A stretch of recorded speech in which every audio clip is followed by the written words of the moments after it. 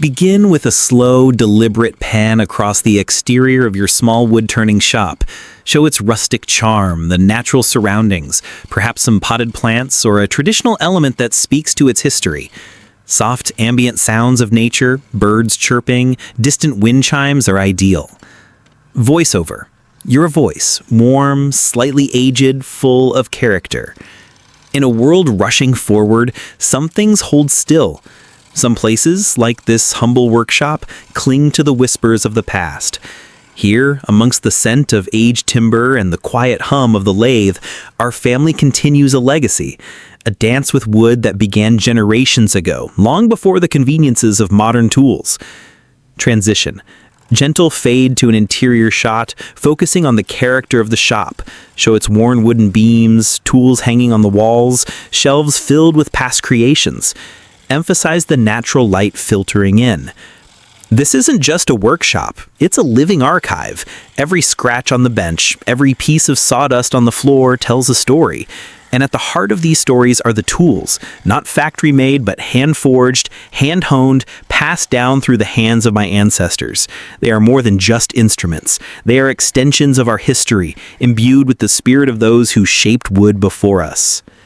Visuals. Close-ups on unique details in the shop, a faded family photo, an ancient-looking measuring tool, a piece of unfinished wood waiting for its transformation. A wider shot of the interior, showing the overall layout of your small shop, highlight the compact nature but also its efficiency. Voiceover. Our workshop isn't grand, but it's abundant in soul. It's a space where generations have learned, toiled, and found joy in this simple act of creation. From my grandparents' time to my own, and now with my children, this shop has been our family's hub. We work together, each of us finding our rhythm amidst the wood shavings and the scent of turning timber. Introducing family members, if comfortable. Briefly introduce family members who are part of the process, perhaps showing them engaged in a small task, sorting wood, sharpening a tool, sketching a design. Voiceover. My mentioned relationship, example, son, daughter, nephew, is learning the old ways, just as I did. It's a quiet education, passed not through textbooks, but through touch, through observation, and through the shared experience of bringing a piece of wood to life. We don't just teach techniques, we instill a reverence for the material and for the tools that connect us to our past. Visuals. Show different areas of the shop. The lathe, even if not currently in use, show its simplicity. The tool sharpening station, the storage area for wood. Highlight the compact nature, but also its efficiency. How do you maximize a small area? Example, vertical storage, multi-purpose workbenches. Show personal touches, drawings, small finished pieces, a kettle for tea, anything that makes the space feel lived in and loved. Voiceover. We don't need sprawling factories or endless supplies. Our resources are simple, our methods traditional, and our commitment to craftsmanship unwavering. Every piece crafted here carries not just the mark of our hands, but the spirit of this place and the legacy of our family. Shot. Begin with a close-up on one of your most ancient and cherished tools. Show its imperfections, the wear and tear, the patina of age. Voiceover. These aren't just tools. They are our ancestors' hands made manifest. This name a specific tool, example, gouge, skew chisel, has been in our family for over a century, perhaps more. Feel the balance, the weight. It's been sharpened countless times, worn down by honest work. Each knock, each burnish tells a story of countless pieces of wood it has shaped. Detailed showcase of key ancient tools. Dedicate a segment to each significant ancient tool. For each tool, visual. Close-up of the tool, show it being held, demonstrate how it's used even on a practice piece. Voiceover. History. How long has it been in your family? Where did it come from? Craftsmanship. What makes it unique? Is it hand-forged? Are there specific markings? Function. Explain its primary purpose in simple terms. Feel. Connection. Describe the sensation of using it. It feels like an extension of my arm, or it guides the wood with a quiet authority. Comparison. Settle. Briefly contrast it with modern equivalents without disparaging modern tools. The emphasis should be on the connection to the ancient tool. While modern tools offer precision, there's a certain intuition that only comes from working with something so deeply ingrained in your own history. Examples of tools to feature. Lathe, if ancient. If your lathe itself is old, describe its mechanics, its simplicity, and how you maintain it. Hand gouges or chisels show different sizes and types. scrapers if you use them, measuring tools, ancient calipers, marking gauges, sharpening stones, or methods. Demonstrate your traditional sharpening techniques. This is crucial for showing the care and maintenance of ancient tools. Voiceover. The beauty of these simple tools lies in their reliance on skill, not automation. There's no pushing a button, it's all about feel, about listening to the wood, about the dance between tool and timber. It requires patience, focus, and a deep respect for the material. Visuals. Show your hands, perhaps calloused and strong, skillfully wielding these tools. Emphasize the manual process. Shot. Transition to your wood storage area. Show piles of what might look like discarded wood, but to you, they are treasures. Voiceover. Our most abundant resource, and perhaps our greatest inspiration, is wood that others have forgotten. We don't buy timber from commercial yards. Instead, we seek out abandoned wood, fallen branches after a storm, discarded offcuts from construction sites, even old broken furniture. For us, there is no waste, only potential. Showcasing different types of abandoned wood. Visual. Pick up a piece of abandoned wood, show its rough exterior, its imperfections. Voiceover. This piece, for example, was part of an old fence post. Most would see it as firewood, but I see the grain, the character, the story it carries from its previous life. It's a challenge, yes, to work with irregular shapes and hidden knots, but that's where the creativity truly begins. Show various examples, a gnarled branch, a sun-blanched plank, a piece with interesting bark inclusions. The process of selection. Visual. Show yourself or a family member examining a piece of wood, tapping it, looking for signs of suitability. Voiceover. Selecting the right piece is an art in itself. You have to read the wood, feel its weight, observe its cracks, predict how it will behave on the lathe. Sometimes the wood dictates the form. We simply guide it. Highlighting imperfections as beauty. Visual. Close up on a knot, a crack, or an unusual grain pattern within a piece of wood. Voiceover. Modern wood turning often aims for flawless perfection, but we embrace the imperfections. A knot isn't a flaw, it's a beauty mark. A natural crack tells a story of the tree's life. These elements give each piece its unique character, ensuring that no two turnings are ever truly identical. Visuals. Show a collection of before and after pieces of wood, a rough log next to a beautifully turned bowl or vase made from similar material. Demonstrate the initial shaping of a rough piece on the lathe, showing how you work with its natural form. Shot. Focus on the lathe as you begin to work on a new piece of abandoned wood. Show the initial cuts, the shavings falling.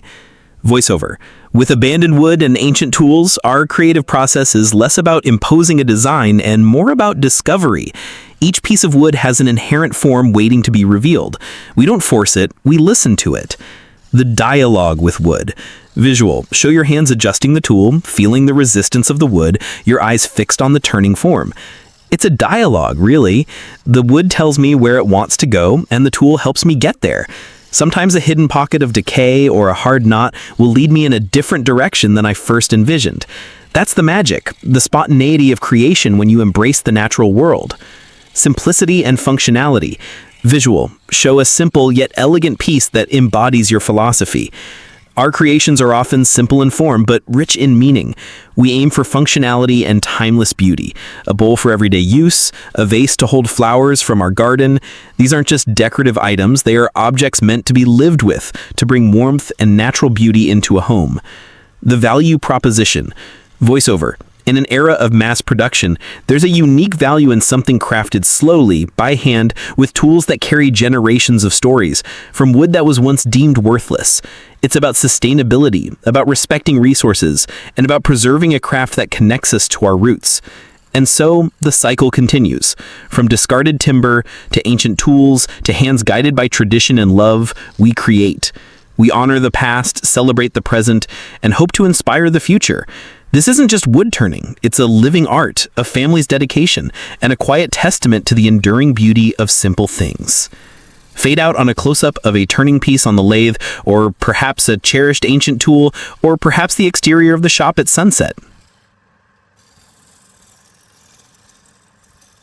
Begin with a slow, deliberate pan across the exterior of your small wood-turning shop. Show its rustic charm, the natural surroundings, perhaps some potted plants or a traditional element that speaks to its history. Soft, ambient sounds of nature, birds chirping, distant wind chimes are ideal. Voiceover. You're a voice, warm, slightly aged, full of character. In a world rushing forward, some things hold still. Some places, like this humble workshop, cling to the whispers of the past. Here, amongst the scent of aged timber and the quiet hum of the lathe, our family continues a legacy. A dance with wood that began generations ago, long before the conveniences of modern tools. Transition. Gentle fade to an interior shot, focusing on the character of the shop. Show its worn wooden beams, tools hanging on the walls, shelves filled with past creations. Emphasize the natural light filtering in. This isn't just a workshop, it's a living archive. Every scratch on the bench, every piece of sawdust on the floor tells a story. And at the heart of these stories are the tools, not factory-made, but hand-forged, hand-honed, passed down through the hands of my ancestors. They are more than just instruments. They are extensions of our history, imbued with the spirit of those who shaped wood before us. Visuals. Close-ups on unique details in the shop. A faded family photo, an ancient-looking measuring tool, a piece of unfinished wood waiting for its transformation. A wider shot of the interior, showing the overall layout of your small shop, highlight the compact nature but also its efficiency. Voiceover. Our workshop isn't grand, but it's abundant in soul. It's a space where generations have learned, toiled, and found joy in this simple act of creation. From my grandparents' time to my own, and now with my children, this shop has been our family's hub. We work together, each of us finding our rhythm amidst the wood shavings and the scent of turning timber. Introducing family members, if comfortable. Briefly introduce family members who are part of the process, perhaps showing them engaged in a small task, sorting wood, sharpening a tool, sketching a design.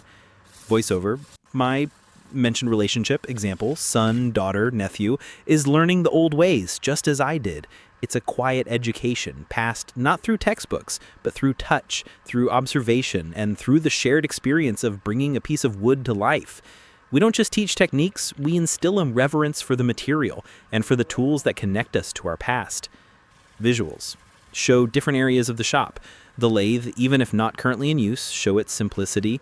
The tool sharpening station, the storage area for wood.